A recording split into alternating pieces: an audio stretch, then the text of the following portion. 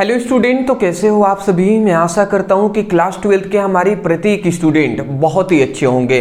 फिलहाल आप सभी जानते हैं कि हमने एक बैच स्टार्ट किया है जिसमें हमने आपको प्रॉमिस किया है कि पूरी फिजिक्स, केमिस्ट्री, हिंदी, इंग्लिश की तैयारी हम कराएंगे। तो फिजिक्स की पहले हम तैयारी करा रहे हैं जिसमें हम आपकी पूरी किताब का हम आपको सभी 2 नंबर वाले पहले प्रश्न को करा रहे हैं। तो कल आपने सभी ने वीडियो देखा, बहुत ही अच्छी लगा हमें कि आपने चैप्टर 1 से लेकर चैप्टर 7 तक का जो हमने वीडियो अपलोड किया था कि 7 चैप्टरों में मतलब 7 चैप्टरों का टोटल जितने भी 2 नंबर वाले प्रश्न थे उन सभी को हमने कराया है। तो उसको आपने बहुत ही प्यार दिया, सपोर्ट किया, इसके लिए बहुत बहुत शुक्रिया। आज हम फिर से लेकर आ गए हैं उसके नेक्स्ट मतलब चैप्टर 8 से लेकर चैप्टर 14 तक का मतलब 2 वीडियो लगेंगे। 2 वीडियो आज का ये वीडियो देख लेते हैं, आपका पूरी तरीके से 2 नंबर वाले जितने भी महत्वपूर्ण टॉपिक होंगे वो सब कंप्लीट हो जाएंगे। मैं आपको बता दूं आज की इस वीडियो में लगभग हम 30 महत्वपूर्ण हम टॉपिक को पढ़ने वाले हैं। 30 टॉपिक को हम पढ़ने वाले हैं जो मतलब मैं ये कह सकता हूं जो बहुत इंपॉर्टेंट है, VVI है। और जिनको भी बोर्ड एग्जाम 2026 देना है, मैं पहले ही कह दे रहा हूं, बोर्ड एग्जाम जिनको भी बोर्ड एग्जाम 2026 देना है भैया, अगर सपना है आपका सच में दिल में अगर विश्वास है, अगर सपना है आपका कि 75%, 80%, 85% लाने का, 90% लाने का, टॉपर बनने का, 95% लाने का अगर सपना है, तो जिस प्रकार हम मेहनत आपको करा रहे हैं उस प्रकार आप स्वयं अपने आप के लिए भी मेहनत कीजिएगा, ठीक है ना। अदरवाइज यदि आपने चैप्टर 1 से लेकर चैप्टर 7 तक का 2 नंबर वाले प्रश्नों को अभी तक नहीं देखे हैं तो डिस्क्रिप्शन बॉक्स में 2 नंबर वाले नाम से एक लिंक मिल जाएगा, उस पर क्लिक करके आप देख लीजिएगा, ठीक है। डिस्क्रिप्शन बॉक्स में हमने लिंक दे दिया है। तो चलिए हम स्टार्ट करते हैं और 2 नंबर वाले जो महत्वपूर्ण प्रश्न है एक एक करके देखते हुए, समझते हुए, सीखते हुए आगे बढ़ेंगे, ठीक है। आज ये वीडियो देख लेते हैं, पूरी फिजिक्स कंप्लीट हो जाएगा 2 नंबर वाले प्रश्नों से। देखिए एक स्लाइड में हमने 4 क्वेश्चन लिए हैं, एक छोटे छोटे क्वेश्चन है, इसको हम देख लेते हैं क्योंकि छोटे ही है बट बहुत ही महत्वपूर्ण है, बार बार पूछे गए हैं। तो सबसे पहली बात यहां से हमसे कह रहा है कि माइक्रोवेव मतलब माइक्रो तरंगे, तो माइक्रो तरंगों का तरंगदैर्घ्य परिसर और उनको उत्पन्न करने वाले स्रोत लिखिए। सबसे पहली बात, माइक्रोवेव का तरंगदैर्घ्य परिसर हमसे पूछा गया है कि माइक्रो तरंगे जो होती हैं उनका तरंगदैर्घ्य का परिसर कितना होता है, तरंगदैर्घ्य का रेंज कितना होता है। तो माइक्रोवेव का तरंगदैर्घ्य परिसर जो होता है वो 1 मीटर से 1 मिलीमीटर होता है। कितना होता है जी? 1 मीटर से 1 मिलीमीटर के बीच में होता है। क्या? तरंगदैर्घ्य परिसर, ठीक है ना। ये किससे बना होता है? तो ये मैग्नेटान नामक निर्वातित नलिकाओं में दौलित्र धारा प्रवाहित करने पर उत्पन्न होता है। मतलब माइक्रोवेव तरंगे कब उत्पन्न होती हैं? जब हम मैग्नेटान नामक एक निर्वातित नलिका लेते हैं, मैग्नेटान नामक एक निर्वातित नलिका लेते हैं और उसमें हम क्या करते हैं, दौलित्र धारा इसमें हम प्रवाहित करते हैं, तब जाकर हमारा माइक्रोवेव मतलब माइक्रो तरंगे उत्पन्न होती हैं, ठीक है ना। तो सिंपल सा है दोस्त, आपको कुछ ज्यादा बड़ा नहीं है इसलिए मैं ज्यादा समय नहीं दूंगा, तो आसानी से समझ में आ गए होंगे आपको। चलिए दूसरा हम अपने क्वेश्चन की ओर बढ़ते हैं कि विद्युत चुंबकीय तरंगों का स्रोत क्या है। विद्युत चुंबकीय तरंगों का जो स्रोत होता है वो विद्युत आवेश होता है। एक बहुत ही हैरान कर देने वाली बात यहाँ पे आती है कि याद रखेंगे विद्युत चुंबकीय जो तरंगे होती हैं वो विद्युत आवेश से ही उत्पन्न होती हैं, परंतु विद्युत चुंबकीय तरंगों में कोई आवेश नहीं होता है। समझ रहे हैं? मतलब मैं ये कहूं कि एक मान लेते हैं आपके पिताजी हैं, तो आपके पिताजी से आप उत्पन्न हुए हैं या आपके माता पिता से आप उत्पन्न हुए हैं, बट आपका जो गुण है वो आपके माता पिता मतलब आपके माता पिता में जो गुण है वो आप में नहीं है। तो वही बात यहाँ पे कहा जा रहा है कि विद्युत आवेश के कारण ही विद्युत चुंबकीय तरंगे उत्पन्न होती हैं, ठीक है ना, परंतु विद्युत चुंबकीय तरंगों में विद्युत आवेश नहीं होता है। ये हैरान कर देने वाली बात है ही। तो ये बात आपको सिंपल सा यहाँ पे यही हमसे पूछा गया है कि विद्युत चुंबकीय तरंगों का स्रोत क्या है, तो स्रोत क्या है? विद्युत आवेश है, ठीक है ना। अभी हम लॉन्ग क्वेश्चन की ओर भी बढ़ेंगे, अभी तो छोटा था इसलिए हमने यहाँ पे चारों को पहले छोटे वाले को ही ले लिया है। अगला आता है परावैंगनिक किरणों के किन्हीं 2 उपयोग लिखिए। परावैगनिक किरणों के दो उपयोग कौन कौन से हैं? तो सबसे पहला हमारा उपयोग है अदृश्य लिखाई में, नकली दस्तावेजों बनाने में और अंगुलियों के निशान का पता लगाने में किया जाता है। ठीक है। दूसरी बात हमने यहाँ पे लिख दिया है, खाने की वस्तुओं को संरक्षण करने में, सुरक्षित करने में भी परावैगनिक किरणों का उपयोग किया जाता है। ठीक है ना। तो नॉर्मल सा है, आशा करता हूं समझ के होंगे। फोर्थ आता है विद्युत चुंबकीय तरंगों का जो चुंबकीय ऊर्जा घनत्व का सूत्र क्या होता है? तो चुंबकीय ऊर्जा घनत्व का जो सूत्र होता है, मैं यहां पे लिख दे रहा हूं, यहां पे मैं लिख दे रहा हूं चुंबकीय ऊर्जा, यहां पे किसका में पूछा गया? विद्युत चुंबकीय तरंगों के चुंबकीय ऊर्जा घनत्व का सूत्र पूछा गया है। तो मैं यहां पे लिख देता हूं चुंबकीय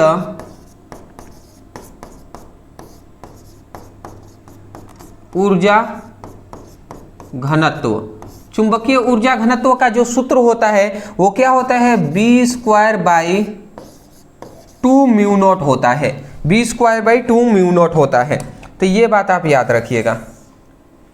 ठीक है ना, ये बात आप याद रखिएगा। विद्युत चुंबकीय तरंगों में चुंबकीय ऊर्जा घनत्व का जो सूत्र होता है वो B²/2μ0 होता है, जहां ये म्यू नोट क्या है? चुंबकशीलता है। अब बी क्या है? विद्युत क्षेत्र है। ठीक है ना, ये चुंबकीय ऊर्जा घनत्व है। स्क्रीनशॉट ले लीजिए। ये छोटे छोटे 4 क्वेश्चन थे, पहले हमने देख लिया। लगभग हम आज के इस वीडियो में 30 महत्वपूर्ण प्रश्नों को देखने वाले हैं। ठीक है ना, एक एक करके समझते हुए, सीखते हुए हमें आगे बढ़ना है। स्क्रीनशॉट ले लीजिए।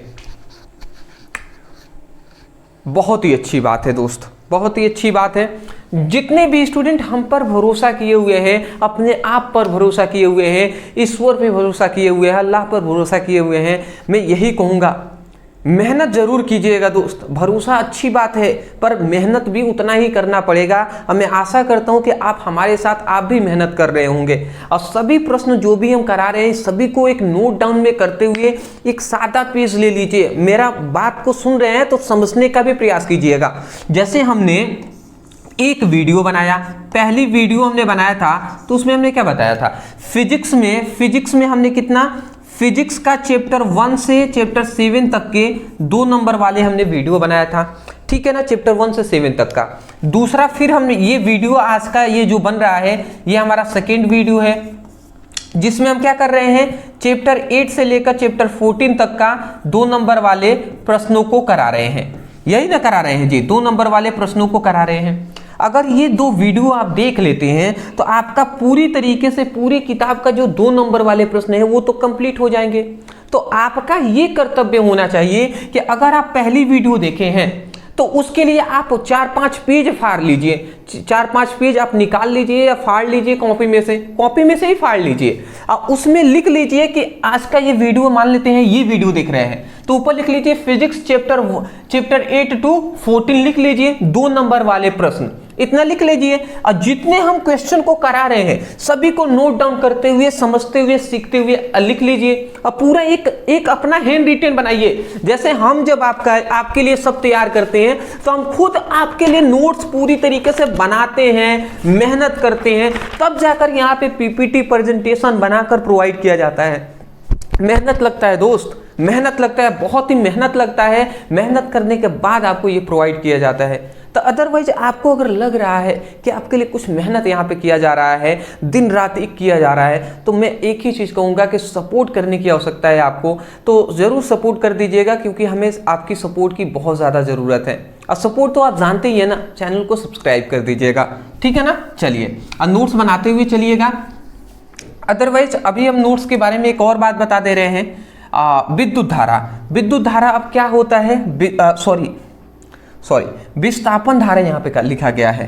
तो 5वां हमारा क्वेश्चन आता है, विस्थापन धारा क्या है, इसका सूत्र लिखिए। ठीक है ना, तो एनसीईआरटी बेस्ड ये क्वेश्चन है दोस्त, सभी हम करा रहे हैं, एनसीईआरटी बेस्ड क्वेश्चन है, आप सभी पढ़ सकते हैं। तो देखिए विस्थापन धारा क्या होता है, तो यहाँ पे ये बताया गया है कि मैक्सवेल के अनुसार 2 समांतर प्लेटों के बीच आवेश देने पर विद्युत फ्लक्सों की संख्या में परिवर्तन होता है, जिसके कारण एक प्रेरित धारा उत्पन्न होती है, जिसे विस्थापन धारा कहते हैं। मतलब यहाँ पे ये कहा जा रहा है, अगर आप ध्यान से समझ रहे होंगे तो देखिए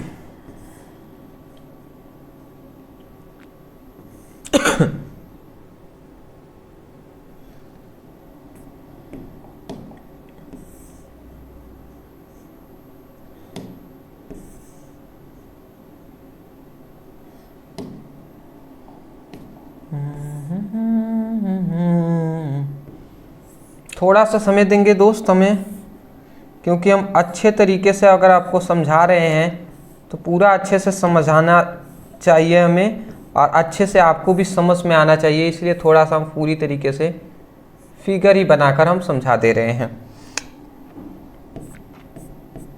कुंजी ये सेल या बैटरी है, ठीक है ना। अब यहाँ पे बात को समझिएगा, ये धातु के दो हमारे पास क्या है, ये हम कह सकते हैं दो समांतर प्लेट हैं। धातु के दो समांतर हमारे पास प्लेट हैं, तो हम ये कह रहे हैं कि जब यहाँ पे सेल या बैटरी है, ठीक है ना, हम कह सकते हैं सेल भी लगा सकते हैं, बैटरी भी लगा सकते हैं, हालांकि हमने यहाँ पे सेल ही लगाया है।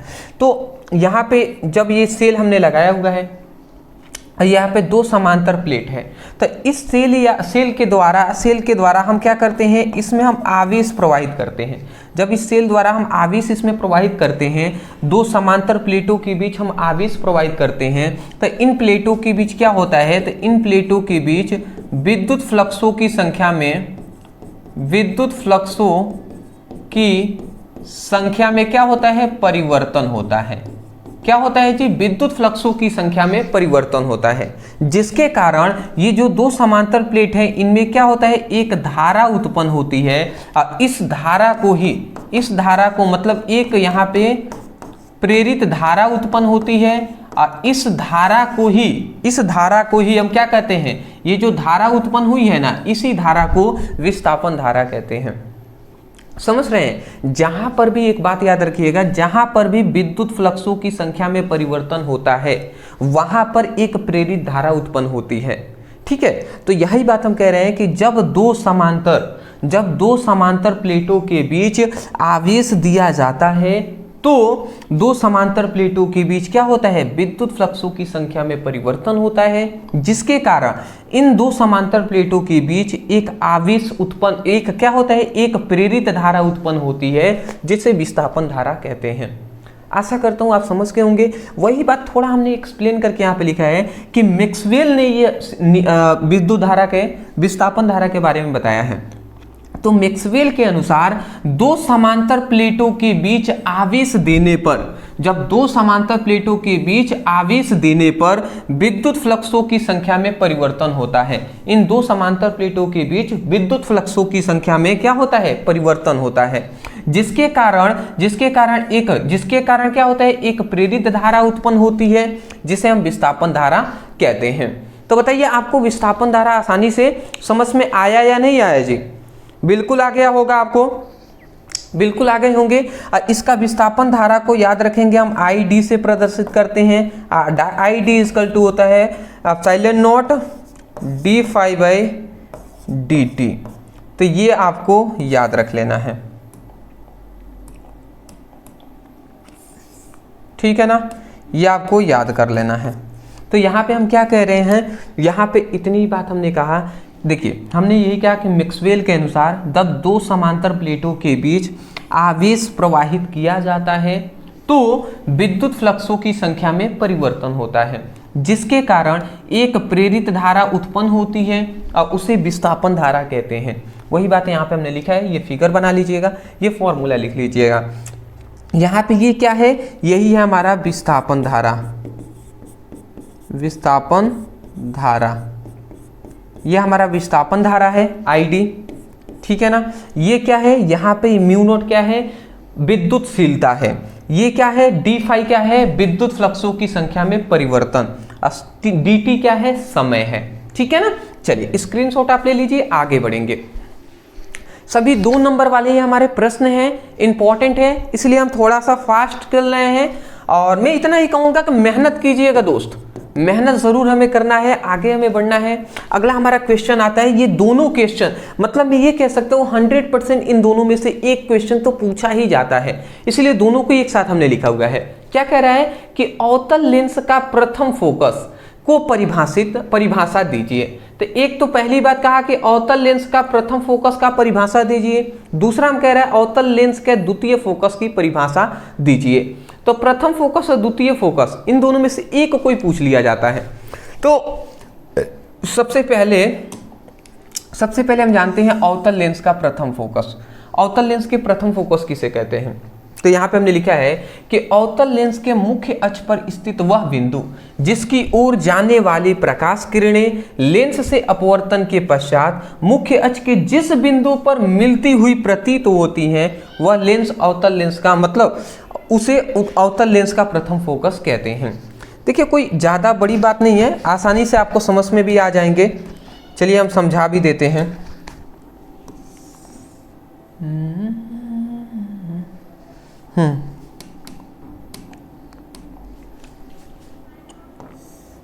ये थोड़ा सा हमें यहाँ पे फिगर बनाना है, इसलिए हम इस तरीके से बना दे रहे हैं। ठीक है,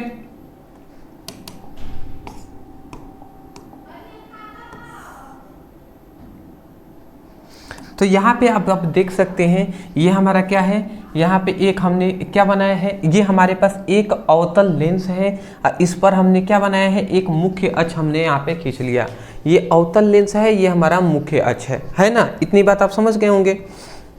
यहाँ पे हम ये कह रहे हैं कि अवतल लेंस है, ये इसका मुख्य अक्ष है, और यहाँ पर हम ये कह रहे हैं कि यहाँ पे एक देख लीजिए, यहाँ पे एक बिंदु है, यहाँ पे एक बिंदु है, ठीक है ना। और इस बिंदु की ओर क्या कर रही है, इस बिंदु की ओर प्रकाश किरणें जा रही हैं इस तरीके से। अगर आप देखेंगे तो इस तरीके से यहाँ पे मिलेंगी ना, तो इसी तरीके से ये जा रही हैं, इस तरीके से जा रही हैं, ठीक है। आप देख सकते हैं इस यहाँ पे आ रही है,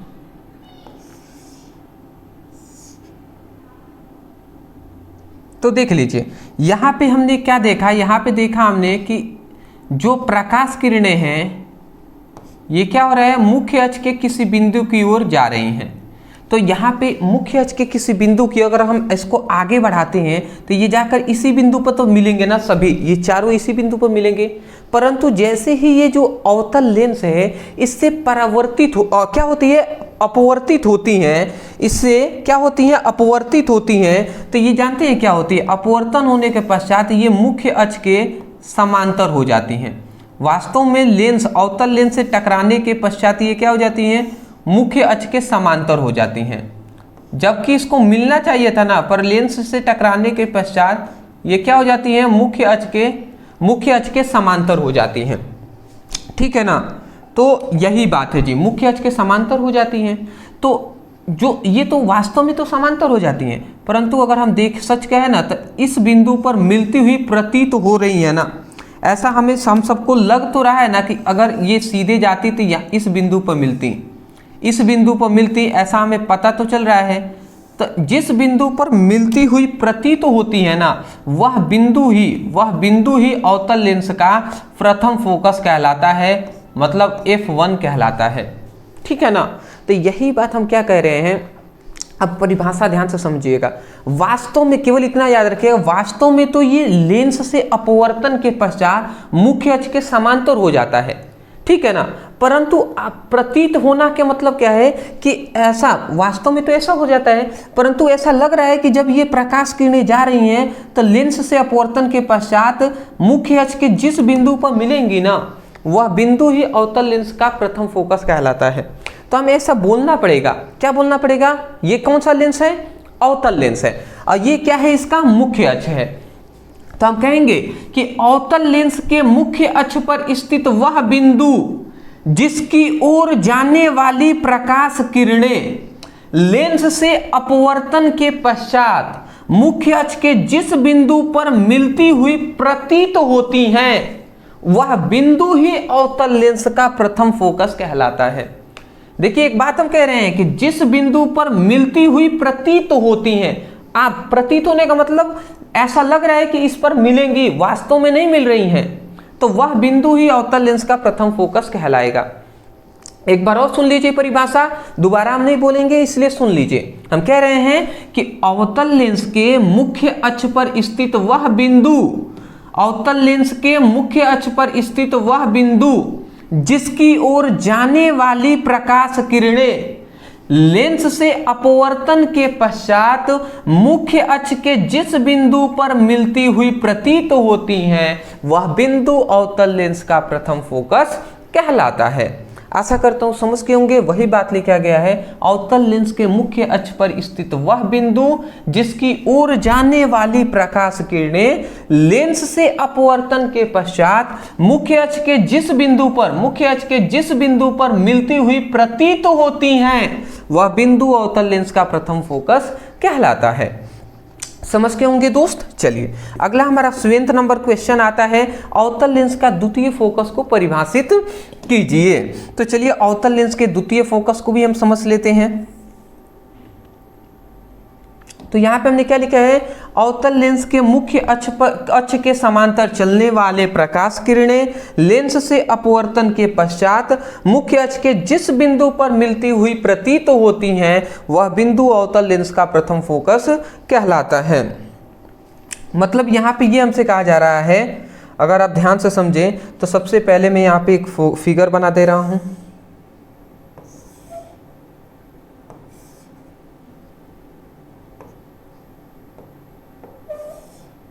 ठीक है,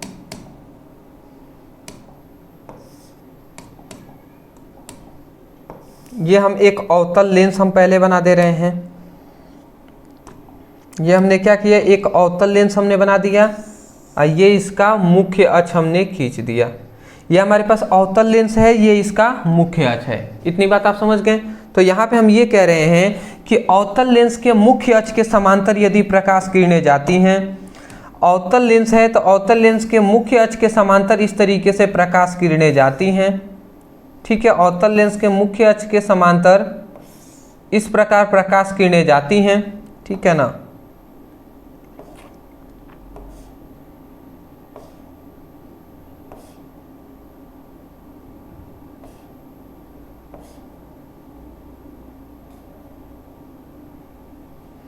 देख लीजिए यहाँ पे हम यही कह रहे हैं कि अवतल लेंस के मुख्य अक्ष के समांतर प्रकाश किरणें जाती हैं और जब प्रकाश किरणें मुख्य अक्ष के समांतर इस तरीके से जाती हैं और परावर्तन के पश्चात क्या होता है, यहाँ पे अपवर्तन के पश्चात क्या हो जाता है, ये इस तरीके से फैल जाती हैं।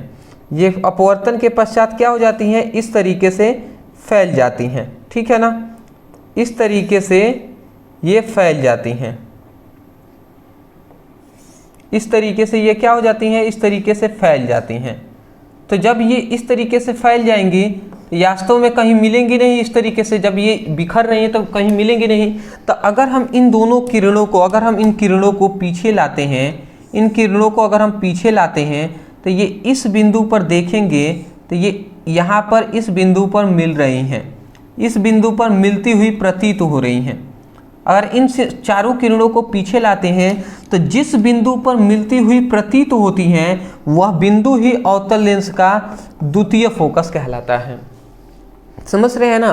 तो यही बात यहाँ पे हम लिखते हैं, क्या लिखा गया, अवतल लेंस के मुख्य अक्ष के समांतर चलने वाली प्रकाश किरणें, अवतल लेंस के मुख्य अक्ष के समांतर चलने वाली प्रकाश किरणें लेंस से अपवर्तन के पश्चात मुख्य अक्ष के जिस बिंदु पर मिलती हुई प्रतीत होती हैं वह बिंदु अवतल लेंस का द्वितीय फोकस कहलाता है। तो मैं आशा करता हूं समझ के होंगे। वही बात यहाँ पे परिभाषा में भी लिखा गया है। फिगर बनाने के साथ ये लिख लीजिएगा, स्क्रीनशॉट ले लीजिए। देखिए हम नहीं चाहते, एक और बात है दोस्त, मैं थोड़ा फास्ट इसलिए चल रहा हूँ, मैं नहीं चाहता कि ज़्यादा एक्स्ट्रा समय ऐसे क्वेश्चन पे दिया जाए जिस पर ज़्यादा ज़रूरी नहीं है। ठीक है ना। तो स्क्रीनशॉट आपने ले लिया है ना, ले लीजिएगा स्क्रीनशॉट आप अच्छे तरीके से। ठीक है, चलिए आगे हम बढ़ते हैं। अगला हम क्वेश्चन, हम अपना जो 8 नंबर क्वेश्चन है, इससे बढ़ने से पहले एक आवश्यक बात जो है, जो जितने भी स्टूडेंट थोड़ा सीरियस हैं उनको मैं बता दूं, आप सभी जानते भी हैं, नहीं जानते वो जान लीजिए। आपको इतनी बात, बेसिक बात तो पता ही है कि बोर्ड एग्जाम 2026 की तैयारी आपको हम यहाँ पे करा रहे हैं। बोर्ड एग्जाम 2026 की यहाँ पे तैयारी करा रहे हैं। और जिनका भी सपना है, सपने का मतलब क्या है, जिनको पास होना है उनके लिए मैं नहीं कह रहा हूं, जिनका सपना है 80 प्लस लाने का, जिनका सपना है 90% लाने का, जिनका सपना है हमारा कम से कम 85% लाने का, जिनका 95% लाने का सपना है, ये चारों स्टूडेंटों को मैं कह रहा हूं, उनके लिए जरूरी है कि टॉपर जो बैच है इससे तो पढ़ाई कर रहे हैं, और टॉपर जो हमारी नोट्स है उसको भी आप जरूर लेकर उससे स्टडी करें। ये जो टॉपर नोट्स है ये बहुत सारे टीचर भी हमसे ले रहे हैं। वो टीचर इसलिए ले रहे हैं कि ऑफलाइन वो कोचिंग करा रहे हैं तो वो अपने स्टूडेंटों को प्रोवाइड कर सके, वहां से वो पढ़ाकर और उन सभी स्टूडेंटों को टॉपर बना सके। इसलिए मैं कह रहा हूं कि मुझसे जो स्टूडेंट जुड़े हुए हैं वो सुन लीजिए बाबू कि आपको भी इस टॉपर नोट से स्टडी करने की आवश्यकता है। इस टॉपर नोट्स में हम किस किस सब्जेक्ट की प्रोवाइड कर रहे हैं, तो पूरी आपकी फिजिक्स की, पूरी आपकी केमिस्ट्री, पूरी आपकी हिंदी, ये तीनों सब्जेक्ट का हम टॉपर नोट्स आपको दे रहे हैं। मैं आपको बता दे रहा हूं यहाँ पे फिजिक्स में टोटल 14 चैप्टर हैं और केमिस्ट्री में टोटल 10 चैप्टर और हिंदी में सभी VVI टॉपिक, जिसमें आपके महत्वपूर्ण बहुविकल्पीय 200 ऑब्जेक्टिव क्वेश्चन रहेंगे, गद्यांश रहेंगे, पूरी किताब से महत्वपूर्ण पद्यांश रहेंगे, श्लोक रहेगा, कहानी रहेगा, निबंध रहेगा, खंडकाव्य रहेगा, पत्रलेखन रहेगा, सब कुछ उसमें हिंदी के नोट्स में हम दे रहे हैं। शॉर्ट एंड सिंपल अच्छे तरीके से हम यहाँ पे प्रोवाइड कर रहे हैं। मैं आपको बता दूं 14 चैप्टर जो फिजिक्स का नोट्स दिया जा रहा है, इसमें चैप्टर वाइज हम मान लेते हैं, पहले चैप्टर में मान लेते हैं इंपॉर्टेंट जितने भी परिभाषा होंगे, नियम हो गया, डेरिवेशन होगा, सिद्धांत होगा, ये सब आपको हम पहले चैप्टर में देंगे, फिर दूसरे चैप्टर में जो इंपॉर्टेंट, फिर तीसरे, फिर चौथे, इस तरीके से 14 चैप्टरों का हम देंगे। इसी प्रकार केमिस्ट्री में भी हम 10 चैप्टर का ऐसे ही देंगे, फिर इसमें 200 ऑब्जेक्टिव क्वेश्चन भी हम दे रहे हैं, फिर आपको हम इंपॉर्टेंट जो रिएक्शन होते हैं 3 प्रकार का, वो 3 प्रकार की रिएक्शन, नेमिंग रिएक्शन क्या होता है, जब कैसे प्राप्त करें, सब हम दे रहे हैं। अब वो भी कितने में दोस्त, अगर आप कोई भी एक सब्जेक्ट लेते हैं तो ओनली 99 में हम आपको प्रोवाइड कर दे रहे हैं, ठीक है ना। परंतु अगर आपको इन तीनों का लेते हैं तो तीनों तो हालांकि 300 रुपए का लगभग तीनों पड़ेंगे, बट इसको अगर तीनों स्टूडेंट जो ले रहे हैं उनको ओनली 249 रुपए में ही तीनों सब्जेक्ट का हम नोट्स आपको टॉपर नोट्स प्रोवाइड कर दे रहे हैं, ओनली 249। शायद ये 249 रुपए देकर अच्छे तरीके से पढ़ाई कर लेते हैं उस टॉपर नोट्स से, तो भैया मैं यही कहूंगा पूरी जीवन आपकी शायद बदल सकती है। आप समझ रहे हैं ना, 12th में मार्क्स का आना, ज्यादा आना बहुत ही महत्वपूर्ण है। अगर आपको गवर्नमेंट जॉब ही करनी है तो उसके लिए मार्कशीट में अच्छा अंक होना भी आवश्यक है, ठीक है ना। तो इसको नोट्स को लेने के लिए आप क्या कर सकते हैं, नीचे व्हाट्सएप नंबर है, इस नंबर पे मैसेज कर लीजिएगा। इस नंबर पे केवल मैसेज करके कहना है कि सर हमें फिजिक्स, केमिस्ट्री और हिंदी का टॉपर नोट्स चाहिए। वहां पे स्कैनर दिया जाएगा, चुपचाप आप पेमेंट करके स्क्रीनशॉट भेज दीजिएगा कि सर पेमेंट हो गया है। जैसे ही इतना कहेंगे आपको तुरंत व्हाट्सएप पर PDF नोट्स सेंड कर दिए जाएंगे। आशा करता हूँ समझ के होंगे। देखिए दोस्त, मैसेज ज़्यादा आते हैं तो इसलिए मैं यही कहूँगा कि थोड़ा संभालने में मुश्किल होता है, इसलिए मैं ये कहूँगा कि वही स्टूडेंट मैसेज करें जिनको लेना हो वास्तव में, ठीक है ना। इधर उधर के कोई स्टूडेंट फालतू का मैसेज करने की कोई आवश्यकता है नहीं दोस्त। जिनके पास पैसे नहीं है, मैं उनकी हालातों से मैं यही कहूँगा दोस्त कि आपको मेहनत करने की आवश्यकता है। पैसे नहीं है, मेरे पास भी पैसे नहीं थे, ठीक है ना। अभी भी बहुत सारे स्ट्रगल में हम कर रहे हैं। अभी मैं क्या बताऊं, अभी मेरे पास मोबाइल जो था मेरा खराब हो गया था, जिससे हम वीडियो, मतलब मोबाइल खराब क्या, उससे उतना अच्छे तरीके से कभी कभी दिक्कत आ जा रही थी वॉइस का, ठीक है ना। आपको बीच में पता भी चला होगा।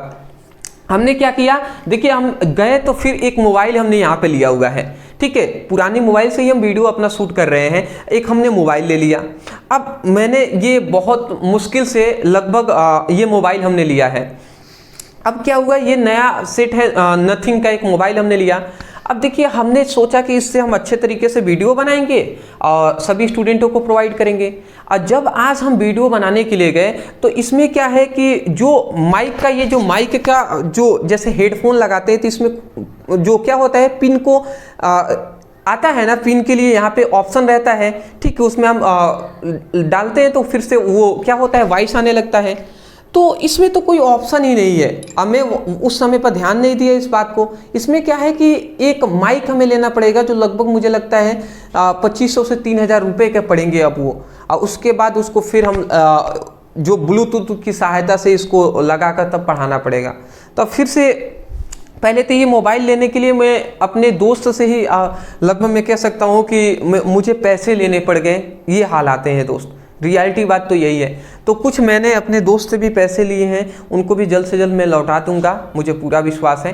बट ये है कि परेशानी बहुत आती है दोस्त। मैं यही कहूँगा आप भी मेहनत कीजिए, ये ना सोचिए कभी भी कि भैया क्या होगा क्या नहीं होगा, बस दिल में ये विश्वास रखिएगा, दिल से दुआ कीजिए, प्रार्थना कीजिएगा अपने लिए, अपने माता पिता के लिए। आप सोचिए अगर आपका लाइफ बन जाता है, आप सक्सेसफुल होंगे तो आपके माता पिता का, आपके आने वाली पीढ़ियों का भी लाइफ बन जाएगा। इसलिए टॉपर जो है इससे तो पढ़ाई कर रहे हैं, अच्छी बात है, और टॉपर नोट से भी आप स्टडी कीजिए, जिसमें हम सिस्टमेटिक आपको सभी रणनीति के तहत आपको नोट्स हमने बनाया हुआ है। बहुत मेहनत लगा है, मैं दिल से कह रहा हूँ, बहुत मेहनत लगा है, तब जाकर वो नोट्स तैयार किए हैं हमने। चलिए कोई नहीं, जिनको लेना है वो नीचे व्हाट्सएप नंबर है, मैसेज कर लीजिएगा। यहाँ पे अगला हमारा आता है 8 नंबर क्वेश्चन, लेंस की क्षमता की परिभाषा लिखिए। लेंस की क्षमता की परिभाषा यहाँ से हमसे कहा जा रहा है। लेंस की क्षमता से यहाँ पे क्या होता है कि लेंस द्वारा प्रकाश किरणों को अपसरित, यहाँ पे देख लीजिए, अपसरित या अभिसरित करने की क्षमता लेंस की क्षमता कहलाता है। ठीक है ना, मतलब यहाँ पे क्या है, 2 लेंस हम बना दे रहे हैं। एक सबसे पहली बात, एक ये लेंस है हमारे पास, अगर हम एक लेंस यहाँ पे हमने ये बना दिया, ये हमने एक लेंस बना दिया, ठीक है ना। अभी मैं एक क्वेश्चन भी आपसे करूंगा, ये बताइए, चलिए मैं क्वेश्चन करूँ आपसे। तो मेरा क्वेश्चन यही है आप सभी से कि ये बताइए ये कौन सा लेंस है। यहाँ पे 2 आपको लेंस जो दिखाई दे रहे हैं, इसमें कौन सा लेंस है। इसका नाम, इस लेंस को क्या कहते हैं जी, इस लेंस को हम उत्तल लेंस कहते हैं। ठीक है, अगर नहीं पता होगा तो बाबू अभी भी समय है, याद कर लीजिएगा। इसे हम क्या कहते हैं, अवतल लेंस कहते हैं। ठीक है, इसकी खासियत उत्तल लेंस की क्या होता है कि जब प्रकाश किरणें मुख्य अक्ष के समांतर इस तरीके से आती हैं, लेंस में जब उत्तल लेंस के मुख्य अक्ष के समांतर प्रकाश किरणें इस तरीके से आती हैं, तो ये क्या होता है, जब प्रकाश किरणें मुख्य अक्ष के समांतर इस तरीके से आती हैं तो ये अपवर्तन के पश्चात क्या होता है, प्रकाश किरणें एक ही बिंदु पर मिल जाती हैं। प्रकाश किरणें क्या होता है, एक ही बिंदु पर मिल जाती हैं, और इसी बिंदु को हम क्या कहते हैं, मतलब प्रकाश किरणें एक ही बिंदु पर मिल जाती हैं। मतलब ये क्या कर रहा है, उत्तल लेंस की एक क्या है, हम कह सकते हैं गुण है कि ये प्रकाश किरणों को क्या कर रहा है, अपसरित कर रहा है। अपसरित का मतलब होता है कि एक जगह मिलाना। ठीक है ना, ये हमारे पास क्या है, अवतल लेंस है। तो अवतल लेंस क्या करता है, मुख्य अक्ष के समांतर इस तरीके से प्रकाश किरणें जब जाती हैं तो ये अवतल जो लेंस है ये प्रकाश किरणों को इस तरीके से फैला देता है। इस तरीके से प्रकाश किरणों को क्या कर देता है, इस तरीके से फैला देता है।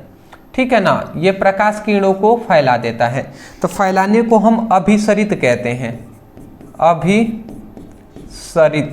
अभिसरित कर देता है। ठीक है, तो इसका मतलब हमें 2 चीजें समझ में आया कि जो उत्तल लेंस है वो प्रकाश किरणों को अपसरित करता है, और अवतल लेंस है ये प्रकाश किरणों को अभिसरित करता है।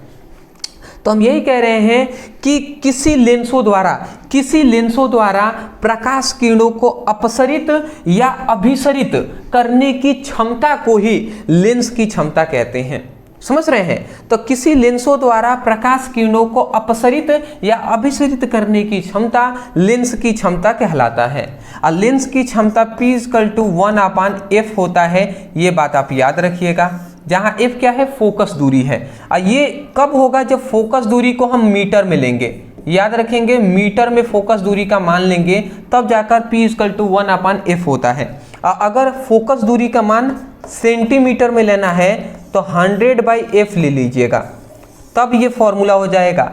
ठीक है, और ये सेंटीमीटर में ले लीजिएगा f का। न्यूमेरिकल के लिए हम बता रहे हैं, जब फोकस दूरी का मान अगर मीटर में दिया हो तो इस फॉर्मूले का उपयोग, अगर फोकस दूरी का मान सेंटीमीटर में दिया हो तो इस फॉर्मूले का यूज करना है आपको, ठीक है ना। बाद में ये हमें न्यूमेरिकल में नहीं कहना है कि सर ये फॉर्मूला बताए थे, वो दोनों है भैया, ये मीटर के लिए, ये सेंटीमीटर के लिए। स्क्रीनशॉट। चलिए नेक्स्ट अपने क्वेश्चन की ओर हम बढ़ते हैं। अगला हमारा आता है 9th नंबर क्वेश्चन। किसी लेंसों का रेखीय आवर्धन, क्या रेखीय आवर्धन से आप क्या समझते हैं ये हमें बताना है। चलिए हम फटाफट आगे बढ़ लेते हैं और समझ लेते हैं जी रेखीय आवर्धन। रेखीय आवर्धन समझ रहे हैं ना, इसको कह सकते हैं ओनली कि किसी लेंसों के आवर्धन से आप क्या समझते हैं। मतलब आवर्धन केवल कह दें या रेखीय आवर्धन कह दें, दोनों बात एक ही है। रेखीय आवर्धन का एक फॉर्मूला होता है रेखीय आवर्धन। रेखीय आवर्धन इक्वल टू होता है, रेखीय आवर्धन इक्वल टू होता है प्रतिबिंब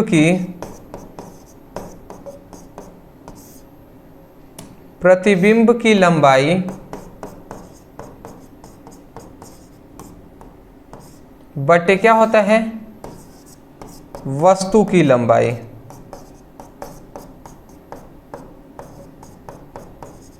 प्रतिबिंब की लंबाई बटे वस्तु की लंबाई।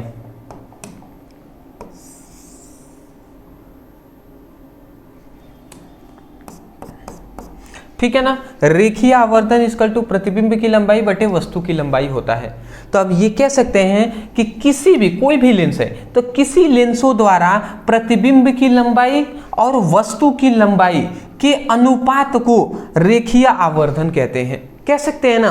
तो यही लिखा गया है कि लेंसों द्वारा बने किसी वस्तु का, कोई भी वस्तु का ही तो प्रतिबिंब बनेगा ना, तो लेंसों द्वारा बने किसी वस्तु की प्रतिबिंब की लंबाई तथा वस्तु की लंबाई के अनुपात को आवर्धन या हम कह सकते हैं रेखीय आवर्धन कहते हैं।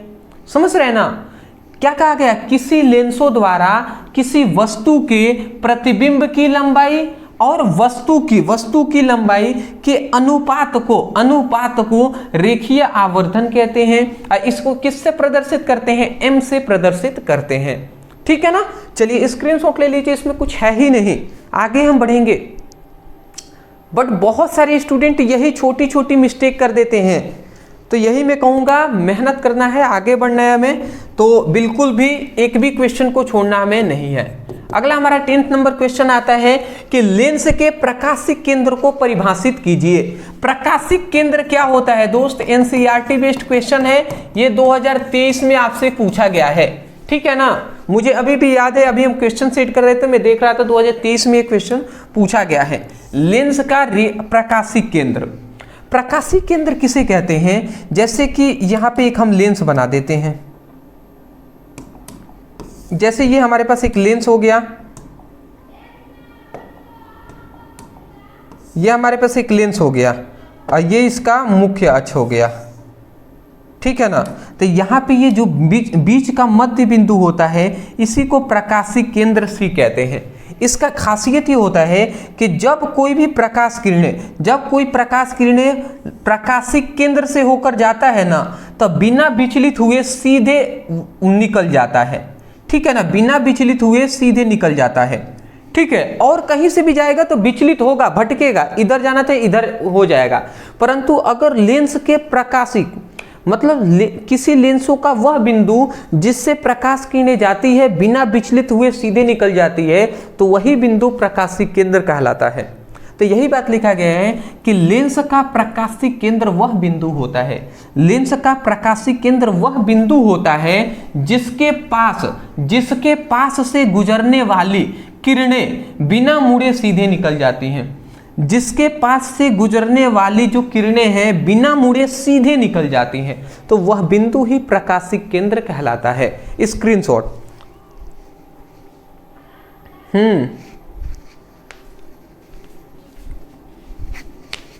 अगला हमारा आता है कला संबंध स्रोत से आप क्या समझते हैं। चलिए अब हम समझ लेते हैं कला संबंध स्रोत क्या होता है, ये भी हम समझ लेते हैं जी। तो कला संबंध स्रोत,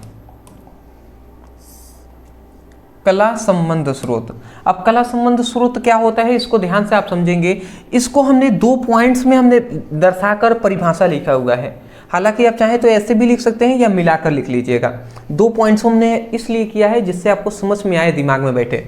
कला संबंध स्रोत का मतलब क्या होता है कि ऐसे 2 या 2 से अधिक स्रोत, ठीक है ना, ऐसे 2 कोई भी स्रोत है, एक ये स्रोत है, एक ये स्रोत है, तो जब 2 या 2 से अधिक मतलब ऐसे 2 या 2 से अधिक स्रोत, ऐसे 2 या 2 से अधिक स्रोत जो स्रोत है ना समान आवृत्ति की प्रकाश तरंगे उत्पन्न करती हैं।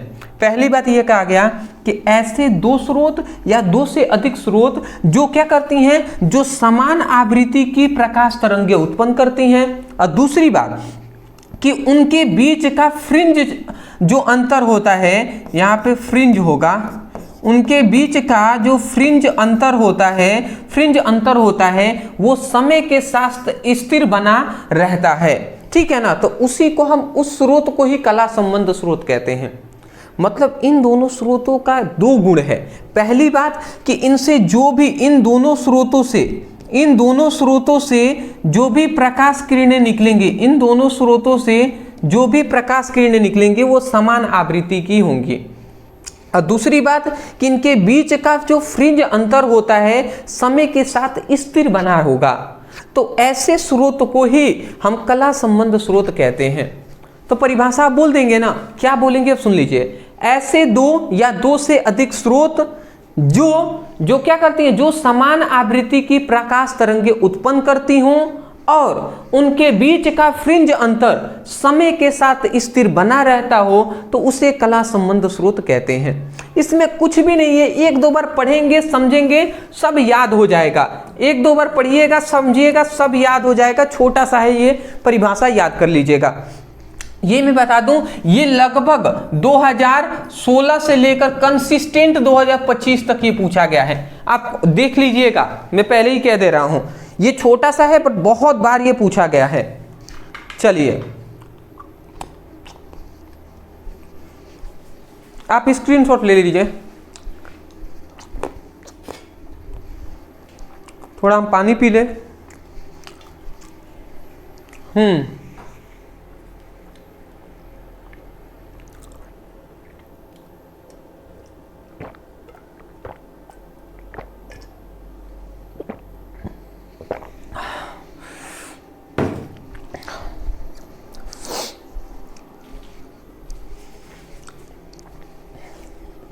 ठीक है, आगे बढ़ते हैं।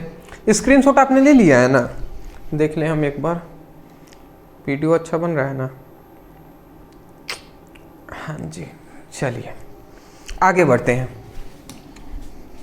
आगे अपने हमारा नेक्स्ट 12th नंबर क्वेश्चन आता है कि प्रकाश के विवर्तन से आप क्या तात्पर्य है। प्रकाश के विवर्तन से क्या तात्पर्य है ये हमें बताना है। प्रकाश का विवर्तन, देखिए यहाँ पे हमने 2 परिभाषा लिखा हुआ है, दोनों को एक एक करके समझेंगे, समझ में आ जाएगा। देखिए लिखा गया है प्रकाश के विवर्तन में, पहला हमने परिभाषा लिखा है कि जब प्रकाश किसी संकीर्ण छिद्र या यहाँ पे कह सकते हैं कि बाधा के किनारे, बाधा मतलब हम कह सकते हैं वस्तु, ठीक है ना, किसी वस्तु हम कह सकते हैं।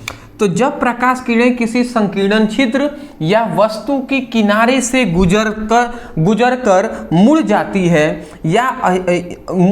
है और फैलकर आगे बढ़ता है, तो इस घटना को प्रकाश का विवर्तन कहते हैं।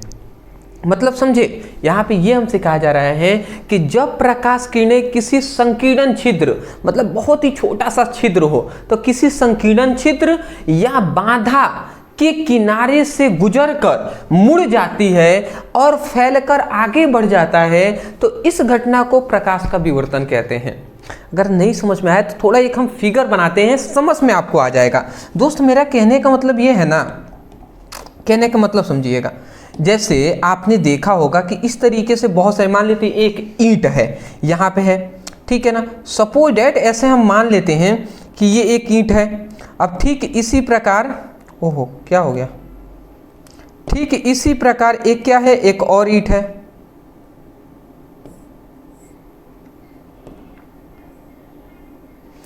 एक और हमारे पास ये एक और ईंट आ गया। बात को यहाँ पे समझिएगा, एक और हम यहाँ पे मान लेते हैं, सपोज डेट एक और ईंट आ गया, तो ये 3 ईंट हैं, ठीक है ना। यहाँ पे 3 ईंट हमने ले लिया है और यहाँ पे एक प्रकाश स्रोत है, यहाँ पे एक क्या है, प्रकाश स्रोत है। बात को आप समझिएगा। अब इससे प्रकाश किरणें निकल रही हैं, तो जाहिर सी बात है, देखिए ये जब निकलेंगी तो जब यहाँ से प्रकाश किरणें आएंगी तो जाहिर सी बात है कि ये प्रकाश को, ये जो ईंट है इस प्रकाश स्रोत को रोकेगा, प्रकाश किरणों को इधर से नहीं जाने देगा, ये भी रोकेगा नहीं जाने देगा, ये भी रोकेगा नहीं जाने देगा। प्रकाश कहाँ से गुजरेंगे, केवल यहाँ से निकल पाएंगे, यहीं से नहीं निकल पाएंगे। तो वास्तव में क्या होता है, हम जानते हैं प्रकाश तरंगों के रूप में गति करता है। तो ये प्रकाश सीधी रेखा में जाएगा, जो सीधी रेखा में इस तरीके से जाएंगे वो तो इधर ही टकरा जाएंगे। जो तरंगों के रूप में इस तरीके से जा रहे हैं तो इस तरीके से मुड़ेंगे और यहाँ से इस तरीके से निकलेंगे, इस तरीके से मुड़ेंगे और यहाँ से इस तरीके से निकलेंगे। तो इस वस्तु का आप देखे होंगे कि जब मान लेते हैं एक बल्ब है, इस तरीके से हमने हाथ रख दिया, अब बल्ब को बारेंगे, बल्ब को ऑन करेंगे, टॉर्च को ऑन करेंगे तो हमारे हाथ का पीछे एक क्या बनेगा, प्रतिबिंब बनेगा ना। तो देखिएगा इसका प्रतिबिंब बनता है, ये जो हमारे पास एक जो ईंट है इसका इस तरीके से ये एक प्रतिबिंब बनेगा, ठीक है। परंतु इसके साइड में ये जो प्रकाश किरणें हैं ये फैलने के कारण इसकी जो साइड है ना, इसके किनारे पर प्रकाश किरणें फैली हुई होंगी। फैलने का मतलब इस ईंट के इसका जो प्रतिबिंब ये बना हुआ है, ज्यामिति छाया हम कहते हैं, इसका जो ज्यामिति छाया बना हुआ है इसके आगे इधर जो हम देखेंगे इधर, तो इधर प्रकाश किरणें फैली हुई होंगी, ठीक है ना। तो इसी घटना को हम क्या कहते हैं, प्रकाश का विवर्तन कहते हैं। तो वही बात यहाँ पे कहा जा रहा है, अगर ध्यान से समझे, ये एक संकीर्ण छिद्र ही तो है। तो हम यही कह रहे हैं कि जब प्रकाश किसी संकीर्ण छिद्र या बाधे के किनारे से गुजरकर, ये संकीर्ण छिद्र है तो या तो प्रकाश किरणें संकीर्ण छिद्र से, या एक बाधा ही तो है, ये एक वस्तु ही तो है, बाधा ही तो है, तो बाधे के किनारे से ही तो निकल रही हैं, किनारे से ही तो ये प्रकाश किरणें निकल रही है ना। तो वही लिखा गया है कि जब प्रकाश किसी संकीर्ण छिद्र या बाधे के किनारे से गुजरकर मुड़ जाती हैं, गुजरकर मुड़ी है कि नहीं, गुजरकर मुड़ जाती हैं और फैलकर आगे बढ़ जाती हैं। तो हमने कहा ना यहाँ पे अब जाकर फैलकर आगे बढ़ जाएंगी, तो ये फैलेंगी इस तरीके से, तो फैलकर आगे बढ़ जाती हैं। तो इस घटना को ही प्रकाश का विवर्तन कहते हैं। समझ में आ गया आपको? तो यही बात है जी, या इससे भी सिंपल या शॉर्ट में हमने बता दिया है कि किसी वस्तु द्वारा बने ज्यामिति छाया पर प्रकाश का अतिक्रमण प्रकाश का विवर्तन कहलाता है। मतलब देखिए ये एक वस्तु है, ईंट एक वस्तु ही है ना, और इसका ये ज्यामिति छाया बना है। तो हम यही कह रहे हैं कि किसी वस्तु के मतलब किसी वस्तु द्वारा बने ज्यामिति छाया पर प्रकाश का जो अतिक्रमण है, यहां पे क्या हो रहा है, प्रकाश का क्या हो रहा है, प्रकाश का अतिक्रमण हो रहा है, अतिक्रमण हो रहा है ना। अतिक्रमण का मतलब प्रकाश का इस तरीके से बिखर जाना, फैल जाना, ठीक है। तो जो प्रकाश का अतिक्रमण हो रहा है यही हमारा विवर्तन कहलाता है। तो हम कह सकते हैं कि किसी वस्तु द्वारा बने ज्यामिति छाया पर प्रकाश का अतिक्रमण ही विवर्तन कहलाता है। तो यही लिखा गया है कि किसी वस्तु द्वारा बने ज्यामिति छाया पर प्रकाश का अतिक्रमण प्रकाश का विवर्तन कहलाता है। स्क्रीनशॉट ले लीजिए, इसमें फिगर नहीं बनाना है, केवल समझ में आ जानी चाहिए। अगला हमारा आता है ब्रूस्टर का नियम। अब ब्रूस्टर का नियम क्या होता है ये मैं आपको बता दूं। मुझे अभी भी याद है कि जब 2025 का एग्जाम हुआ था ना, तो 2025 का एग्जाम मतलब पिछले वाले, हम प्रीवियस ईयर के ही बोर्ड एग्जाम की बात कर रहे हैं, ये क्वेश्चन उसमें आया था। अब मैं सच में दिल से मतलब झूठ में नहीं चाहता कभी बोलूं, मैं ये जो ब्रूस्टर का नियम है ये हमने नहीं कराया था। स्पष्ट रूप से मैं कह दूं तो जब 2025 की तैयारी करा रहे थे तो ब्रूस्टर का नियम मेरे मतलब दिमाग में ही नहीं था कि ये पूछ भी सकता है, परंतु 2025 में पता नहीं कहां से ये ब्रूस्टर का नियम आ गया था, ठीक है। तो जब मैं एग्ज़ाम खत्म हुआ, एग्ज़ाम देकर स्टूडेंट निकल रहे थे, तो मैं अपने स्कूल के पास गया तो वहाँ पे देख रहे हूँ, जब पेपर हमने देखा तो ये नियम हमने देखा, तो मुझे थोड़ा दुख हुआ कि मतलब एक ही क्वेश्चन, भले ही मतलब दुख होता है कि मतलब कैसे हमने ये नहीं बताया, एक छोटा सा प्रश्न था और वही स्टूडेंट छोड़ कर आ जाएंगे। तो थोड़ा दुख होता है। तो इसलिए हमने सोचा कि 2025 में पूछा गया है तो अब इसको जरूर हम पढ़ाएंगे दोस्त। चलिए, तो यहाँ पे हम ब्रूस्टर का नियम भी समझ लेते हैं। ब्रूस्टर का नियम बहुत ही सिंपल है। क्या कह रहा है, बस यहाँ पे समझना है कॉन्सेंट्रेट के साथ। यहाँ पे कह रहा है कि जब मतलब इस नियम के अनुसार, ब्रूस्टर के नियम के अनुसार कह रहा है कि इस नियम के अनुसार जिस कोण का परावर्तित किरणें पूरी तरह ध्रुवित हो जाती हैं, ध्रुवित मतलब क्या होती हैं, अलग हो जाती हैं, उसी को ध्रुवीकृत कहते हैं।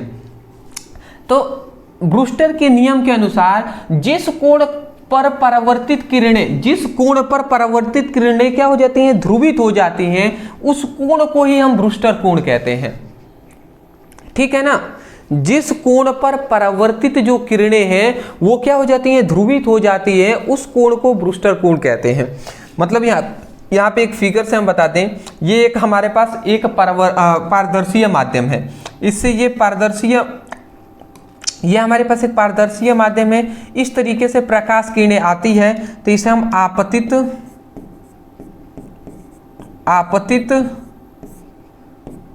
किरण कहते हैं। और यहाँ पे आकर टकराएंगी तो यहाँ पे एक अभिलंब हम इस तरीके से खींचेंगे जी, ये हमारे पास अभिलंब हो जाएगा। तो देखिए ये हमारे पास एक पारदर्शीय माध्यम है। तो पारदर्शीय माध्यम में हम जानते हैं कि प्रकाश किरणें ये आर पार निकल जाती हैं। जैसे कि कांच हो या हम कह सकते हैं जल हो, तो प्रकाश किरणें आएंगे तो ये सीधे निकल जाएंगे ना। लगभग ये प्रकाश किरणें मतलब इस तरीके से पूरा निकल जाती हैं, पर थोड़े बहुत ही सही, पर कुछ प्रकाश किरणें ऐसी हैं जो प्रकाश किरणें क्या होती हैं, इस तरीके से परावर्तित भी होती हैं। ठीक है ना। तो इसको हम क्या कहेंगे, परावर्तित किरणें। ये हमारी क्या है, परावर्तित किरणें, ये हमारी परावर्तित किरणें हैं। तो हम यही कह रहे हैं कि तो यहाँ पे अभिलंब मतलब आपतित किरण और अभिलंब के बीच जो ये कोण बनता है, इस कोण को ही हम क्या कहते हैं, इस कोण को हम ब्रूस्टर कोण कहते हैं। समझ रहिएगा, इसी कोण की बात हम कह रहे हैं। तो यहाँ पे कह रहा है कि इस नियम के अनुसार जिस कोण पर परावर्तित जो किरणें हैं वो क्या हो जाती हैं, बिखर जाती हैं, ध्रुवीकृत हो जाती हैं, अलग अलग हो जाती हैं। ठीक है ना। तो उस कोण को ही हम ब्रूस्टर कोण कहते हैं। समझ में आ गया। सबसे पहले इस नियम में हमें यही बात बताया गया, कि वह कोण जिस पर परावर्तित किरणें ध्रुवीकृत हो जाती हैं, बिखर जाती हैं, टूट जाती हैं, अलग हो जाती हैं, उस कोण को ही हम ब्रूस्टर कोण कहते हैं। तो आशा करता हूं समझ गए होंगे कि इस नियम के अनुसार जिस कोण पर परावर्तित किरणें पूरी तरीके से ध्रुवीकृत हो जाती हैं, उस कोण को ब्रूस्टर कोण कहते हैं। ठीक है ना। तथा ब्रूस्टर कोण के लिए अब और भी है, अभी तो केवल ब्रूस्टर कोण ही हमने बताया है। अगर ब्रूस्टर कोण का ही परिभाषा पूछते तो आप बोल देंगे ना कि वह कोण जिस पर परावर्तित किरणें ध्रुवीकृत हो जाती हैं, उस कोण को हम ब्रूस्टर कोण कहते हैं। इसी कोण को हम एक और नाम से जानते हैं, ध्रुवण कोण। ये भी हम नाम यहाँ पे लिख दे रहे हैं। इसी कोण को ध्रुवण कोण भी कहते हैं। तो परिभाषा अगर ध्रुवण कोण भी कहे या ब्रूस्टर कोण कहे तो आप बोल दीजिएगा कि जिस कोण पर परावर्तित किरणें पूरी तरीके से ध्रुवीकृत हो जाती हैं, उस कोण को ही ब्रूस्टर कोण या ध्रुवण कोण कहते हैं। तथा अभी इस नियम में और बात बताया गया, तथा ब्रूस्टर कोण के लिए जो आपतन कोण और परावर्तित माध्यम का अपवर्तनांक के बीच में संबंध होता है। ब्रूस्टर कोण और परावर्तित किरणों के मध्य क्या होता है, अपवर्तनांक के लिए इन्होंने क्या दिया, इन्होंने एक संबंध या हम कह सकते हैं एक हमें सूत्र दिया है। ठीक है, ये बात आपको याद रखना है। ठीक है। अब वो सूत्र या संबंध क्या है, तो यहां पे मैं लिख भी दे रहा हूं, mu not equal to 10 IB।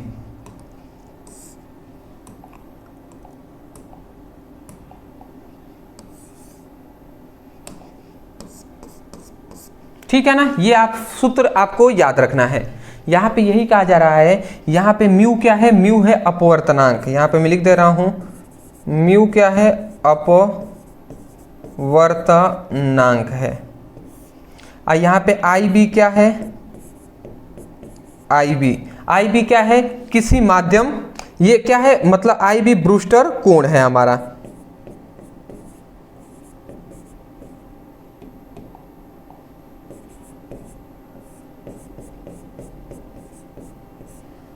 ये हमारा ब्रूस्टर कोण है। तो ये आप देख लीजिएगा, हमें केवल यही बात बताया गया है कि ब्रूस्टर कोण के मतलब इस नियम के अनुसार हमें सबसे पहली बात ब्रूस्टर कोण का एक हमें परिभाषा दिया गया है और इसी में हमें ये एक संबंध बताया गया है जिसमें क्या अपवर्तनांक और ब्रूस्टर कोण में एक संबंध हमें बताया गया है। तो यही बात सबसे पहले हमने बताया है कि इस नियम के अनुसार हमें दो बातें बताई गई हैं। तो इस नियम के अनुसार जिस कोण पर परावर्तित किरणें ध्रुवीकृत हो जाती हैं उस कोण को हम ब्रूस्टर कोण या ध्रुवण कोण कहते हैं। तथा ब्रूस्टर कोण के लिए आपतन कोण, ब्रूस्टर कोण के लिए आपतन कोण यहाँ पे बनेगा ना, तो ब्रूस्टर कोण के लिए आपतन कोण और परावर्तित माध्यम का अपवर्तनांक के बीच निम्नलिखित संबंध होता है और वही है म्यू इक्वल टू 10IB, जहाँ म्यू अपवर्तनांक है और IB क्या है, ये ब्रूस्टर कोण है। कुछ खास बात नहीं है जी। इस संबंध को ही हम ब्रूस्टर का नियम कहते हैं। ये जो संबंध है इस संबंध को ही हम ब्रूस्टर का नियम कहते हैं। समझ में आ गया ना? स्क्रीनशॉट।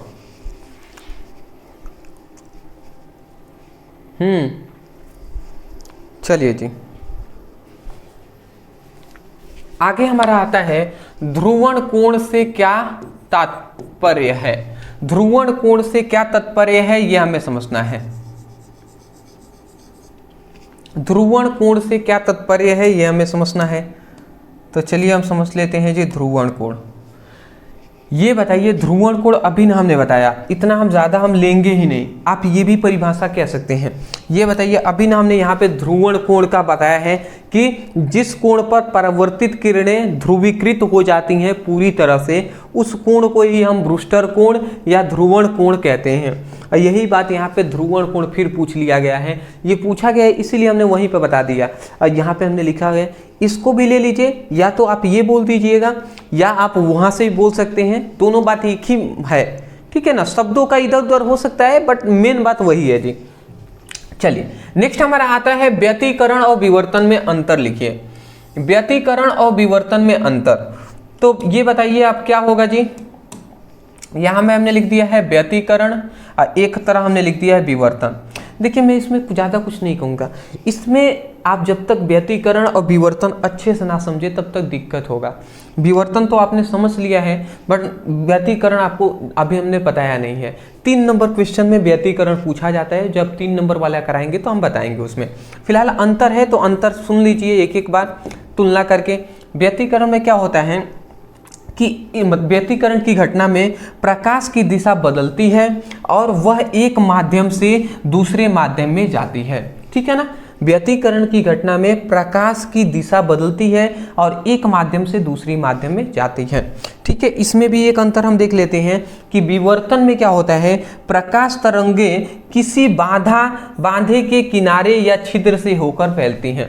हमने बताया ना विवर्तन में क्या होता है कि ईंट जो है, ईंट इस तरीके से रखा हुआ है और इस तरीके से ईंट के छिद्र से प्रकाश किरणें निकल रही थी, बताया है ना।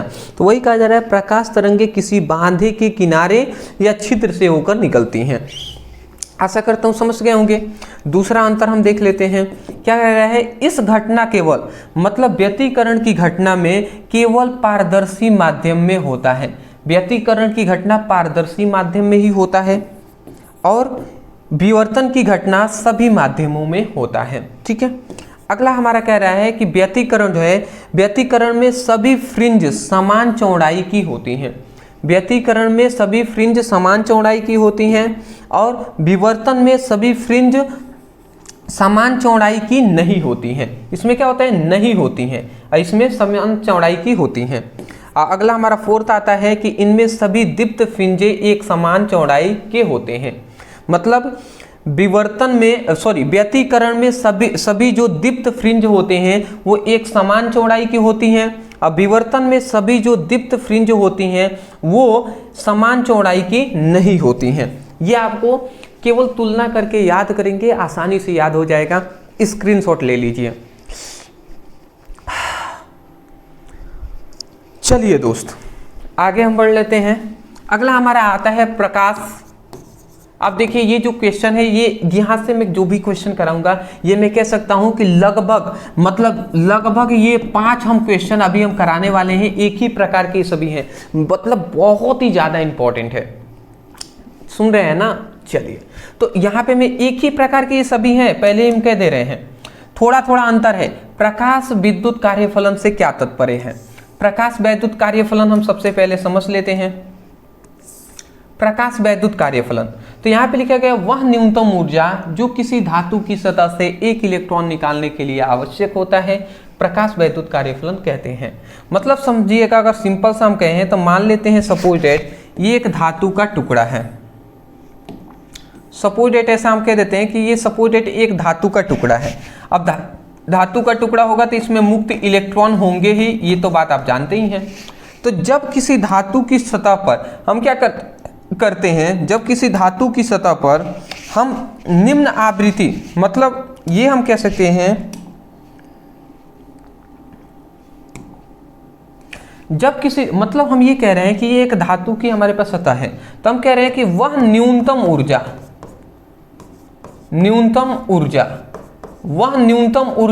न्यूनतम मतलब वह कम से कम ऊर्जा जो किसी धातु, ये क्या है, धातु की सतह है, धातु की सतह है, धातु की क्या है, सतह है।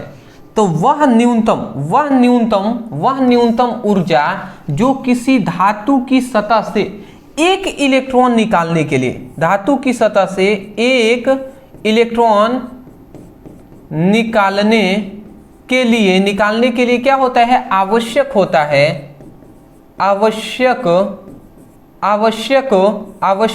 है, तो उसी को हम क्या कहते हैं, प्रकाश वैद्युत कार्यफलन कहते हैं। मतलब आप समझ गए हैं कि हम यही कह रहे हैं कि वह न्यूनतम ऊर्जा जो किसी धातु की सतह से एक इलेक्ट्रॉन निकालने के लिए आवश्यक होता है, तो उस न्यूनतम ऊर्जा ही हमारा क्या कहलाता है, कार्यफलन कहलाता है। तो वही बात लिखा गया है, वह न्यूनतम ऊर्जा जो किसी धातु की सतह से एक इलेक्ट्रॉन निकालने के लिए आवश्यक होता है, कार्यफलन कहते हैं। समझ में आ गया होगा कि आपको हम कार्यफलन किसे कहते हैं। कोई दिक्कत तो नहीं है आपको कार्यफलन में? ठीक है, कार्यफलन में कोई दिक्कत नहीं होनी चाहिए। और कार्यफलन equal to W equal to H और म्यू नॉट होता है यहाँ पे। तो ये आपको क्या करना है, ये आपको याद रखना है, ठीक है ना। यहाँ पे याद रखेंगे, ये हमारा कभी कभी इसको, मतलब कार्यफलन को किसी किसी बुक में W से दर्शाया गया है, किसी किसी बुक में यहाँ पे फाई से भी दर्शाया गया है। तो ये हमारा कार्यफलन है, लिखना पड़ेगा, तो हम लिख भी देंगे। यहाँ पे मैं लिख दे रहा हूँ कार्यफलन, ये कार्यफलन है W। यहाँ पे H क्या है, तो H है, यहाँ पे मैं लिख दे रहा हूँ प्लांक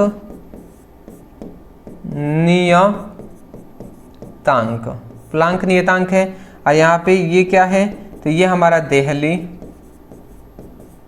आवृत्ति, ठीक है ना।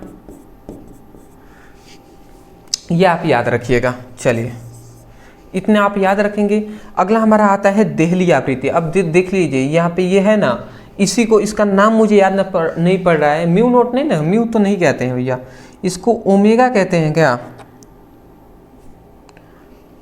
नाम याद नहीं पड़ रहा है, इसको क्या कहते हैं। ठीक है, ये भी की तरह ही होता है इस तरीके से, ये ओमेगा इस तरीके से ही होता है। नाम मुझे करेक्ट नहीं है, आपको याद होगा तो बता दीजिएगा। चलिए, तो इसको अब फिर हम देहली आवृत्ति समझ लेते हैं। देहली आवृत्ति, देखिए ये तो आपने समझ लिया। ठीक इसी प्रकार ये भी है, यहाँ पे कह रहा है कि वह न्यूनतम आवृत्ति की तरंगे जो किसी धातु की सतह से एक इलेक्ट्रॉन निकालने के लिए आवश्यक होता है, देहली आवृत्ति कहते हैं। मतलब यहाँ पे ये कहा जा रहा है, यहाँ पे अगर आप ध्यान से समझें,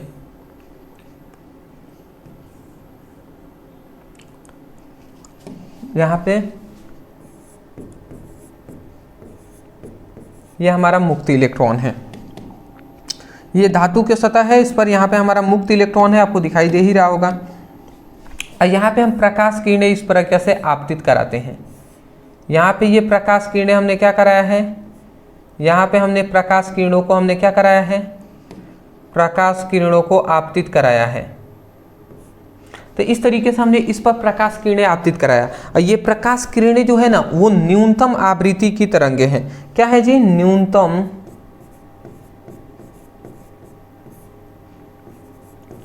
आवृत्ति,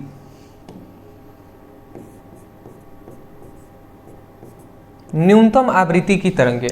यहाँ पे ये धातु का सतह है और इस पर हम न्यूनतम आवृत्ति के प्रकाश को हम जब डालते हैं ना तो इस पर क्या होता है, इसमें से एक इलेक्ट्रॉन निकलने पर, एक इलेक्ट्रॉन निकलता है मतलब, तो एक इलेक्ट्रॉन निकालने के लिए आवश्यक होता है, तो उसी को हम क्या कहते हैं, देहली आवृत्ति कहते हैं।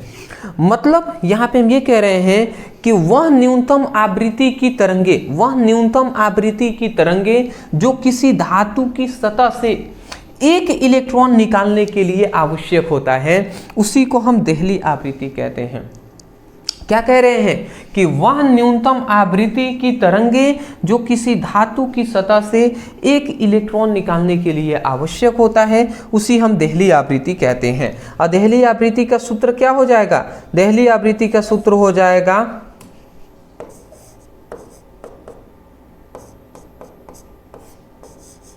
ये हमारा देहली आवृत्ति का सूत्र हो जाएगा। मतलब देहली आवृत्ति इक्वल टू होता है कार्यफलन अब बटे क्या हो जाएगा, प्लांक नियतांक। प्लांक नियतांक हो जाएगा। स्क्रीनशॉट आप ले लीजिए। ठीक है, नेक्स्ट अपने क्वेश्चन की ओर बढ़ते हैं। देखिए ये सभी एक ही प्रकार टाइप के क्वेश्चन है, इसलिए हमने कहा था कि ये भैया सभी VBI है, बहुत बार ये सब पूछे गए हैं। देखिए यहाँ पे कह रहा है अगला कि प्रकाश वैद्युत उत्सर्जन का अर्थ समझाइए। यहाँ पे ये क्वेश्चन दो प्रकार से पूछा जाता है। एक तो कह देता है हमसे कि प्रकाश वैद्युत, यहाँ पे कह देता है प्रकाश वैद्युत उत्सर्जन, या कभी कभी प्रकाश वैद्युत प्रभाव भी कहता है। तो प्रभाव कहे या उत्सर्जन कहे, दोनों बात एक ही है। तो प्रकाश वैद्युत उत्सर्जन या प्रकाश वैद्युत प्रभाव क्या होता है समझिएगा। तो कह रहा है कि जब किसी धातु की सतह पर निम्न आवृत्ति की प्रकाश को आपतित किया जाता है तो धातु की सतह से इलेक्ट्रॉन उत्सर्जित होने लगते हैं और उसी को प्रकाश वैद्युत प्रभाव कहते हैं। ठीक है ना। मतलब यहाँ पे ये कहा जा रहा है कि मान लेते हैं ये दो हमारे पास धातु की सतह है, एक ये हमारे पास सतह है, एक और ये हमारे पास सतह है। ये हमारे पास दो धातु की सतह है।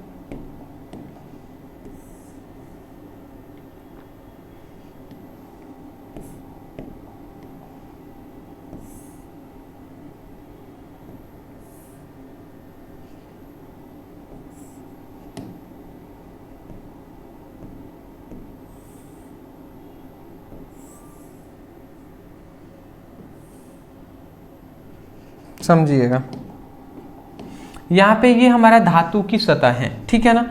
तो जब किसी धातु की सतह पर हम क्या करते हैं, निम्न आवृत्ति की प्रकाश को हम क्या कराते हैं, आपतित कराते हैं। निम्न आवृत्ति की प्रकाश किरणों को हम क्या कराते हैं, इस पर आपतित कराते हैं। किसका, तो हम यहाँ पे लिख देते हैं निम्न आवृत्ति। तो जब किसी धातु की सतह पर निम्न आवृत्ति की प्रकाश को हम आपतित कराते हैं तो क्या होता है, तब इस धातु की सतह से क्या होता है, तब इस धातु की सतह से इलेक्ट्रॉन निकलने लगता है। तब इस धातु की सतह से इलेक्ट्रॉन क्या होता है, निकलने लगता है। और इसी घटना को प्रकाश वैद्युत उत्सर्जन कहते हैं। तो हम कह सकते हैं ना कि जब किसी धातु की सतह पर निम्न आवृत्ति की प्रकाश को आपतित कराया जाता है तो इस धातु की सतह से इलेक्ट्रॉन उत्सर्जित होने लगते हैं और इस घटना को प्रकाश वैद्युत उत्सर्जन कहते हैं। समझ में आ गया होगा।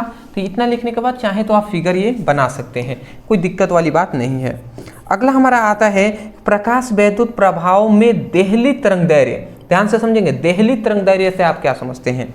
अब देहली तरंगदैर्घ्य का मतलब क्या होता है, देहली तरंगदैर्घ्य यहाँ पे है ना, देहली तरंगदैर्घ्य का मतलब कि यहाँ पे एक धातु का, यहाँ पे अगर आप ध्यान से समझें,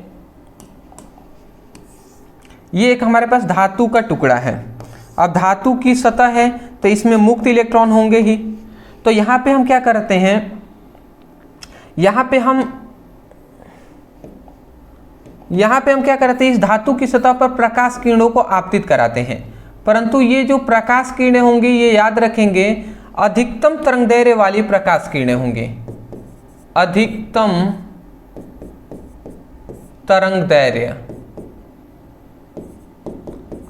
तरंगदैर्घ्य वाले क्या होंगे, ये प्रकाश किरणें हैं ये सब। तो हम यही कह रहे हैं कि जब अधिकतम तरंगदैर्घ्य वाले प्रकाश किरणों को किसी धातु की सतह पर आपतित कराया जाता है तो इस धातु की सतह से इलेक्ट्रॉन निकलने लगते हैं। इलेक्ट्रॉन निकलने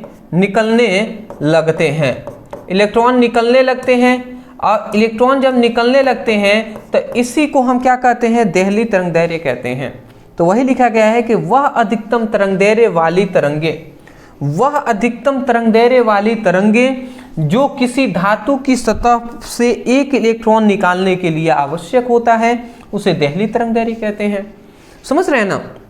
वह अधिकतम तरंगदैर्घ्य वाली तरंगे जो किसी धातु की सतह पर पड़ेंगी तो इस धातु की सतह से एक इलेक्ट्रॉन निकलने के लिए आवश्यक होता है, तो उसी को हम देहली तरंगदैर्घ्य कहते हैं। कोई दिक्कत तो नहीं होगी देहली तरंगदैर्घ्य का परिभाषा करने में, ठीक है ना? यहाँ पे देहली तरंगदैर्घ्य का मैं यहाँ पे सूत्र लिख दे रहा हूँ, वो हमारा लैम्डा नॉट इक्वल टू क्या होता है, C/V नॉट। यहाँ पे V टाइप से ही मैं बोल दे रहा हूँ, हालांकि मुझे नाम याद नहीं पड़ रहा है इसका क्या होता है। यहाँ पे हमने ये लिख दिया है, यहाँ पे जहाँ ये क्या है हमारा, तो यहाँ पे मैं लिख दे रहा हूँ साइड में, यहाँ पे लैम्डा नॉट क्या है, ये हमारा तरंगदैर्घ्य है, देहली तरंगदैर्घ्य।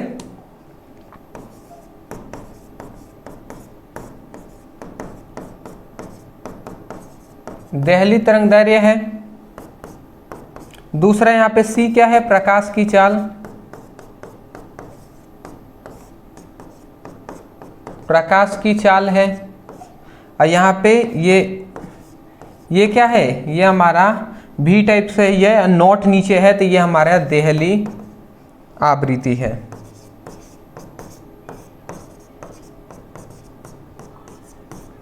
देहली आवृत्ति है। तो चलिए आप स्क्रीनशॉट ले लीजिएगा, हम आगे बढ़ेंगे फटाफट।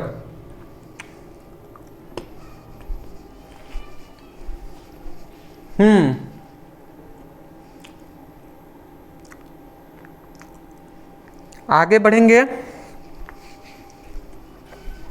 चलिए आगे हम बढ़ जाते हैं। अगला हमारा क्वेश्चन आता है कि प्रकाश वैद्युत प्रभाव के संबंध में निरोधी विभव की परिभाषा दीजिए। अब यहाँ पे निरोधी विभव का परिभाषा में देना है, चलिए दे देते हैं। क्या लिखा गया, वह न्यूनतम। निरोधी विभव क्या है, एक प्रकार का वोल्टेज है। अब वो वोल्टेज क्या करता है, इलेक्ट्रॉनों को आने से रोकता है, ठीक है ना।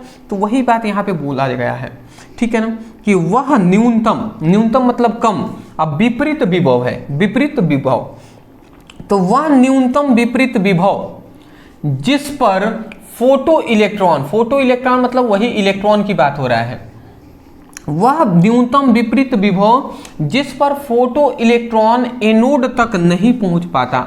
जो फोटो इलेक्ट्रॉन होता है वो एनोड प्लेट तक नहीं पहुंच पाता और रुक जाता है, तो उस विभव को ही हम निरोधी विभव कहते हैं।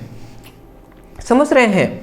वह न्यूनतम विपरीत विभव जो जिस पर क्या होता है, वह न्यूनतम विपरीत विभव जिस पर फोटो इलेक्ट्रॉन होता है वो एनोड तक नहीं पहुंच पाता और रुक जाता है, तो उस विभव को ही हम निरोधी विभव कहते हैं।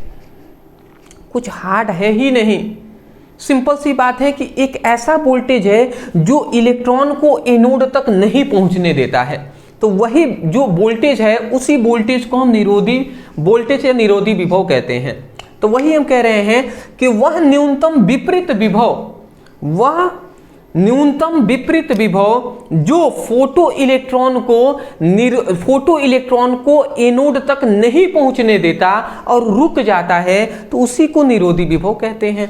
तो एक बार पढ़ेंगे, याद करेंगे तो आपको आसानी से याद हो जाएगा कि वह न्यूनतम विपरीत विभव जो फोटो इलेक्ट्रॉन को एनोड तक नहीं पहुंचने देता है और रुक जाता है, उसी को निरोधी विभव कहते हैं। तो बताइए, निरोधी विभव आपको समझ में आया या नहीं आया? मैं आशा करता हूं कि निरोधी विभव आसानी तरीके से आपको समझ में आ गई होंगी, ठीक है ना? ठीक है, अगला हमारा आता है डी ब्रोगली तरंगदैर्घ्य के लिए सूत्र लिखिए। अब डी ब्रोगली तरंगदैर्घ्य का हमसे पूछा गया है यहाँ पे सूत्र। अब डी ब्रोगली तरंगदैर्घ्य लैम्डा इक्वल टू क्या होता है? h/p होता है, यही ना होता है जी? लैम्डा इक्वल टू h/p होता है, यही सूत्र। तो ये हमने यहाँ पे लिख दिया। अब यहाँ पे लैम्डा क्या है? ये तरंगदैर्घ्य है, तरंगदैर्घ्य है। और यहाँ पे h क्या है? h है प्लांक नियतांक है। अब p क्या है? संवेग है, संवेग है। तो ये हमने लिख दिया है। या इसी को हम यहाँ से लैम्डा इक्वल टू क्या हम कह सकते हैं? h बाई, और संवेग बराबर द्रव्यमान गुणे वेग होता है कि p के जगह पर संवेग बराबर द्रव्यमान गुणे वेग, तो ये भी हम लिख सकते हैं। तो या तो आप ये लिख दीजिए या तो आप ये लिख दीजिए, दोनों बातें ही है। तो यही हमारा डी ब्रोगली तरंगदैर्घ्य के लिए सूत्र है जी। स्क्रीनशॉट आप ले लीजिए। चलिए, अगला हमारा आता है कि सम न्यूट्रॉनिक से आप क्या समझते हैं? उदाहरण दीजिए। अब सम न्यूट्रॉनिक क्या होता है? सम न्यूट्रॉनिक का मतलब समान न्यूट्रॉन। तो यहां पे यही कहा गया कि ऐसे नाभिक जिसमें केवल न्यूट्रॉनों की संख्या समान होती है, या ऐसे परमाणु जिसमें न्यूट्रॉनों की संख्या समान होती है, उसे हम सम न्यूट्रॉनिक कहते हैं। समझ रहे हैं? ऐसे नाभिक जिसमें केवल न्यूट्रॉनों की संख्या समान होती है, उसे हम क्या कहते हैं? सम न्यूट्रॉनिक कहते हैं। ठीक है ना? इसमें ज्यादा कुछ दिक्कत है ही नहीं। ठीक है, सम न्यूट्रॉनिक। तो इसका एग्जाम्पल भी तो हमें देना है ना, तो एग्जाम्पल चलिए हम दे देते हैं। तो क्लोरीन हम ले लेते हैं, आर्गन ले लेते हैं, और यहाँ पे हम क्या ले लेते हैं? पोटेशियम ले लेते हैं। तो ये हमने 3 ले लिया, क्लोरीन, आर्गन और पोटेशियम। क्लोरीन का हमारा 17 होता है परमाणु क्रमांक, आर्गन का 18 और पोटेशियम का 19। क्लोरीन का परमाणु भार क्या होता है? 37, और इसका होता है 38, और पोटेशियम का होता है 39। ठीक है,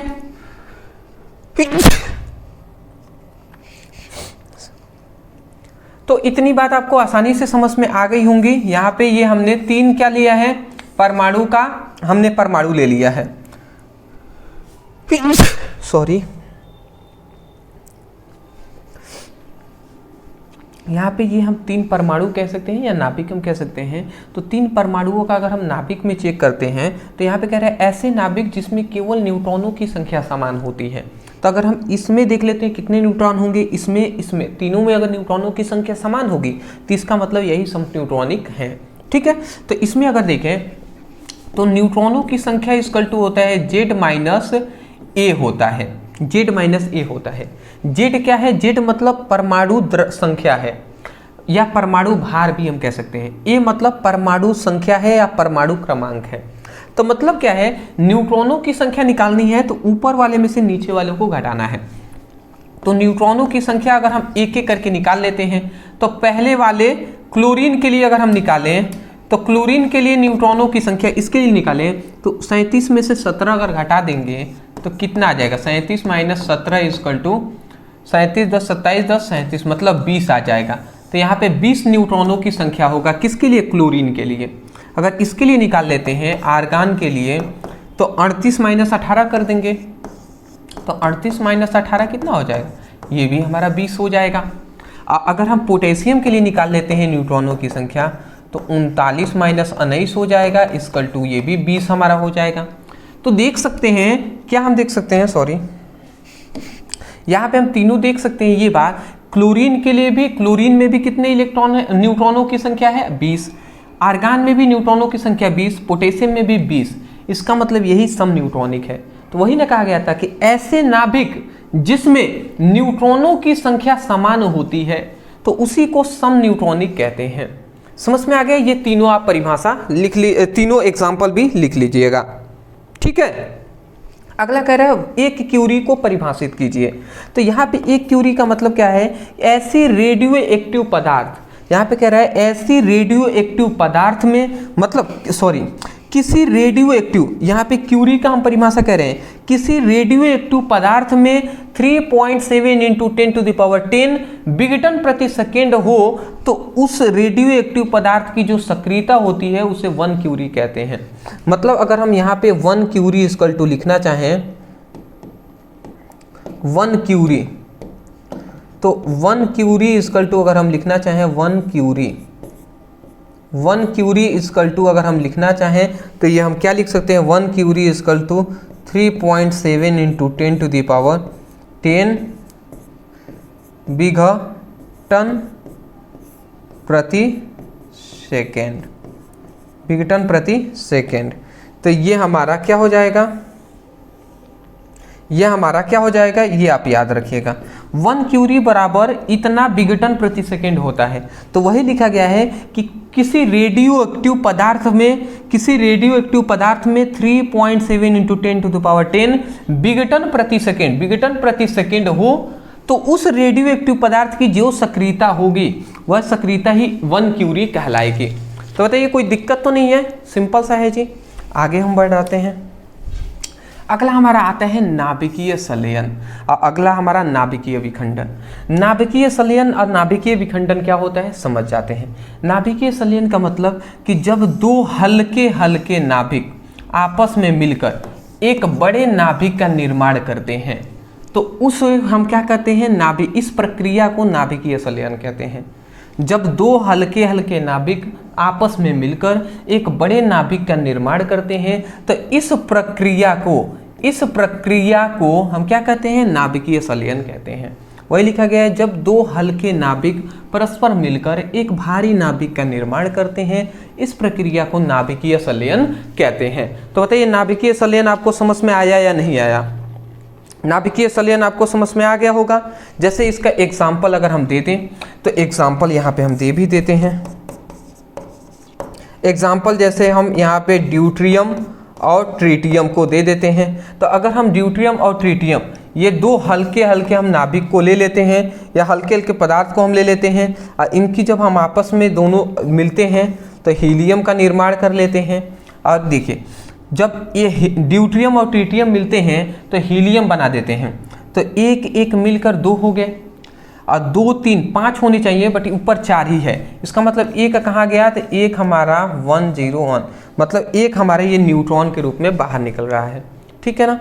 तो हम यही कह रहे हैं कि जब दो हल्के हल्के नाभिक आपस में मिलकर एक बड़े नाभिक का निर्माण करते हैं तो इस प्रक्रिया को नाभिकीय संलयन कहते हैं। समझ गए होंगे। अगला आता है नाभिकीय विखंडन। ये दोनों में से एक हर बार पूछा जाता है। नाभिकीय विखंडन जस्ट इसका अपोजिट होगा कि जब एक भारी नाभिक लगभग 2 बराबर, मतलब जब एक भारी नाभिक 2 बराबर नाभिकों में टूट जाता है या जब एक भारी नाभिक 2 हल्के नाभिकों में टूट जाता है तो इस प्रक्रिया को नाभिकीय विखंडन कहते हैं। विखंडन मतलब होता है टूटना। तो जब एक भारी नाभिक लगभग 2 बराबर नाभिकों में टूट जाता है तो इस प्रक्रिया को नाभिकीय विखंडन कहते हैं, ठीक है। जैसे कि एग्जाम्पल हम इसका दे सकते हैं। एग्जाम्पल आप जरूर दे दीजिएगा और इसको आप याद रखिएगा, 92 और 235। ये एग्जाम्पल आपको लिखेंगे तभी जाकर फुल नंबर मिलेंगे, ठीक है ना। ट्रिप्टोन एक बनता है, एक Ba बनता है, इसका परमाणु क्रमांक 36 होता है ना, 36 होता है और इसका कितना होता है? 56 होता है, 56। और इसका कितना होता है? 95 और बी का क्या होता है? 339। तो ये आपको ये याद रखना है। देखिए जब एक बाहरी नाभिक है वो 2 छोटे छोटे नाभिकों में टूट गया है तो इसी को हम इस प्रक्रिया को नाभिकीय विखंडन कहेंगे। स्क्रीनशॉट पहले ले लीजिए, समय कम है, हम ज़्यादा पढ़ना था इसलिए। चलिए आगे हम अपना अलग क्वेश्चन देख लेते हैं। 28 नंबर क्वेश्चन। अर्धचालक क्या होता है, इसके एक अर्धचालक का नाम लिखिए। अर्धचालक का मतलब ये होता है, ध्यान से समझिएगा, देखिए वे ठोस पदार्थ जिनकी चालकता, चालकों से, जिनकी चालकता मतलब कह रहे हैं वे ठोस पदार्थ जिनकी विद्युत चालकता, विद्युत जो चालकता होती है, विद्युत चालकता का मतलब विद्युत धारा आसानी से प्रवाहित हो रही है तो हम कहेंगे कि विद्युत चालकता अच्छा है, अगर नहीं हो रही है तो कहेंगे विद्युत चालकता अच्छा नहीं है। तो यही कह रहा है वे ठोस पदार्थ जिनकी विद्युत चालकता चालकों से कम होती है परंतु अचालकों से अधिक होगा तो उसे हम अर्धचालक कहेंगे। बहुत सारे स्टूडेंट इसको समझ नहीं पाते हैं। वे ठोस पदार्थ जिनकी विद्युत चालकता चालकों से कम परंतु अचालकों से अधिक होती है उसे हम अर्धचालक कहते हैं। ठीक है, इसका एग्जाम्पल आप लिख लीजिएगा, जर्मेनियम, जर्मेनियम है, सिलिकॉन है, ठीक है ना। तो इस तरीके से ETC लिख लीजिएगा। वे ठोस पदार्थ जिनकी विद्युत चालकता चालकों से कम परंतु अचालकों से अधिक होती है उसे हम अर्धचालक कहते हैं। या आप ये भी कह सकते हैं अर्धचालक का परिभाषा कि वे ठोस पदार्थ मतलब वे ठोस पदार्थ जिनको ताप बढ़ाने पर चालक की तरह व्यवहार करते हैं और ताप घटने पर अचालक की तरह व्यवहार करते हैं तो उस ठोस पदार्थ को अर्धचालक कहते हैं। ये भी आप कह सकते हैं। बाबू समझ में आना चाहिए, केवल बात ये हमारा है। अर्धचालक, अर्धचालक में डोपिंग का क्या अर्थ होता है? अर्धचालक में डोपिंग का मतलब ये है ना कि अर्धचालक है और अर्धचालक में हम मिलावट कर लेते हैं और मिलावट करके उसकी चालकता को बढ़ा देते हैं। चालकता का मतलब बढ़ाने का मतलब है कि उसमें आसानी से विद्युत धारा प्रवाहित होने लगे, ऐसा हम कर देते हैं। तो उसी प्रक्रिया को हम क्या कहते हैं? अर्धचालक का डोपिंग कहते हैं। उसको अर्धचालक में क्या मिलाएंगे? अशुद्धि मिलाएंगे। तो डोपिंग का यही मतलब है। तो लिखा क्या गया है? अर्धचालक में अशुद्धि मिलाकर उसकी चालकता, यहाँ पे देखिए चालकता को चालकता लिख दिया गया है, चालकता। क्या हम यहाँ पे लिखा गया है कि अर्धचालक में अशुद्धि मिलाकर उसकी चालकता बढ़ाने की प्रक्रिया ही डोपिंग कहलाता है। समझ में आ गया होगा कि अर्धचालक में अशुद्धि मिलाकर उसकी चालकता बढ़ाने की प्रक्रिया ही डोपिंग कहलाता है। तो मैं आशा करता हूं कि ये भी आपको समझ में आ गई होंगी। ये था हमारा इस चैप्टर के सभी महत्वपूर्ण प्रश्न उत्तर जो कि आपको आसानी तरीके से समझ में आ गए होंगे। आज के इस वीडियो में हमने चैप्टर 8 से चैप्टर 14 तक का देखा है। पूरी तरीके से आपका ये हमारा चैप्टर कंप्लीट होता है। 2 वीडियो कल एक हमने कराया था, एक आज हमने करा दिया, कंप्लीट हो गया ना। जितने भी स्टूडेंट अगर चैप्टर 1 से चैप्टर 7 तक के 2 नंबर वाले प्रश्नों को अभी तक नहीं देखे हैं तो उनके लिए डिस्क्रिप्शन बॉक्स में लिंक है, आप जाकर देख सकते हैं। और इस वीडियो को आपने देख लिया तो फिलहाल हमारा 2 नंबर वाला पूरी तरीके से कंप्लीट हो गया।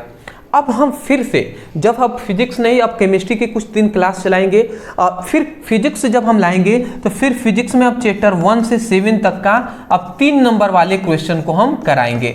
ठीक है ना, समझ रहे हैं? तो चैप्टर 1 से 7 तक का अब 3 नंबर वाले क्वेश्चन को हम देखेंगे फिजिक्स में। अदरवाइज अगर व्हाट्सएप ग्रुप, टेलीग्राम ग्रुप में और इंस्टाग्राम में अभी तक अगर ज्वाइन नहीं है, फॉलो नहीं किए हैं तो लिंक हमने डिस्क्रिप्शन बॉक्स में दे दिया है, वहां से आप हमें फॉलो कर लीजिएगा। हाँ, तीसरी बात, एक और बात हम बता दें, अगर अभी तक आपने हमारी बातों को उधर हमने बताया भी था फिर अनदेखा कर दिए होंगे तो फिर याद दिला दे रहा हूँ, टॉपर बैच से स्टडी कर रहे हैं, अच्छी बात है। पर हमारी जो टॉपर नोट्स हैं उसको ज़रूर, मैं कह सकता हूँ जिनका सपना है 85 to 95% स्कोर करने का, टॉपर बनने का, अपने माता पिता का नाम रोशन करने का, तो इस टॉपर नोट्स को ज़रूर लें और इससे आप पढ़ाई करें। ओनली 249 रुपए में फिजिक्स, केमिस्ट्री और हिंदी तीनों के मिल जाएंगे। अगर आप फिजिक्स केमिस्ट्री दोनों लेना चाहते हैं तो 199 में दोनों मिल जाएंगे। नीचे व्हाट्सएप नंबर है, इस नंबर पे मैसेज करके नोट्स ले लीजिएगा। चलिए दोस्त, thank you so much for watching this video. Thank you.